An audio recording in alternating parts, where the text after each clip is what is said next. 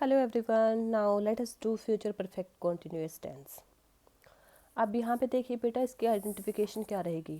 से रहा होगा, से रहे होंगे एंड से रही होगी। जिस वाक्य के अंत में से रहा होगा, से रहे होंगे या से रही होगी इत्यादि आए, वो फ्यूचर परफेक्ट कंटिन्यूअस टेंस का वाक्य होता है। फॉर्मेशन देखिए कैसे हम फॉर्मेट करते हैं अपने सेंटेंसेस को इस टेंस के अकॉर्डिंग।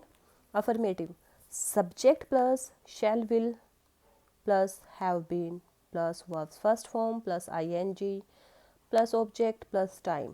टाइम सिंस और फॉर गिवन होगा वहाँ पे, उसके बाद जो भी टाइम गिवन है, मान लो संडे मंडे कोई डेट गिवन है, दैट वन।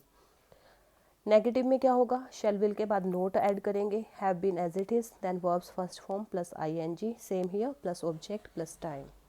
इंटेरोगेटिव में जो हमारी हेल्पिंग वर्ब है वो पहले आ जाएगी, शैल और विल पहले यूज़ करेंगे, फिर सब्जेक्ट आएगा, फिर हैव बीन आएगा, फिर वर्ब की फर्स्ट फॉर्म आएगी, वर्ब की फर्स्ट फॉर्म के साथ ing का यूज़ होना है, देन ऑब्जेक्ट, फिर time, and then your sign of interrogation at the end. Now see these sentences. Person first second third singular plural. I shall have been waiting for the bus. I shall not have been waiting for the bus. Shall I have been waiting for the bus? यहाँ पे we के साथ भी हम shall का use करेंगे, so same formation will be here. You will have been waiting for the bus. You will have not been waiting for the bus. Will you have been waiting for the bus? Sign of interrogation. तो plural में आपको पता है कि you दोनों हमारे same रहते हैं। थर्ड पर्सन में he will have been waiting for the bus. He will not have been waiting for the bus. Will he have been waiting for the bus?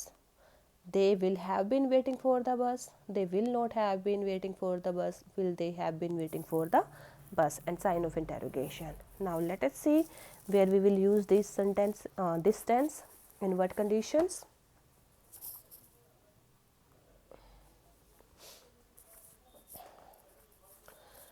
Uses of future perfect continuous tense, कहाँ पे हम इसको use करेंगे।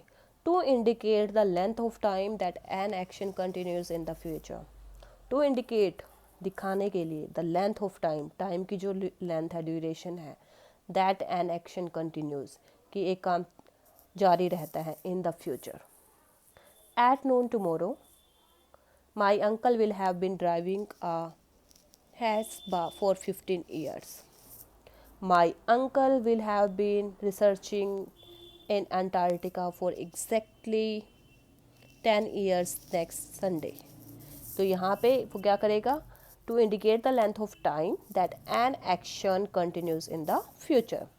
अब उसने यहाँ पे बता दिया, यहाँ पे for 15 years, कि पिछले 15 सालों से वो ड्राइव कर रहे होंगे वहाँ पे, और इसी तरह से यहाँ पे for exactly 10 years next Sunday, कि नेक्स्ट संडे को एग्जैक्टली 10 years हो जाएंगे उनको वो रिसर्च करते हुए अंटार्कटिका में।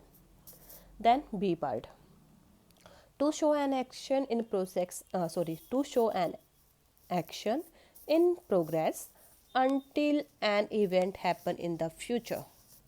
क्या क्या कहता है वो यहाँ पे, to show an action in progress, कि कोई काम प्रोग्रेस में है, until an event happens in the future, जब तक कि फ्यूचर में इवेंट नहीं होता।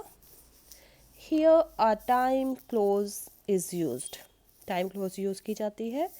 The future perfect continuous tense may come either before or after the time clause। जो फ्यूचर परफेक्ट कॉन्टीन्यूस टेंस है, या तो वो जो टाइम क्लोज गिवन होगी उससे पहले आएगा या बाद में।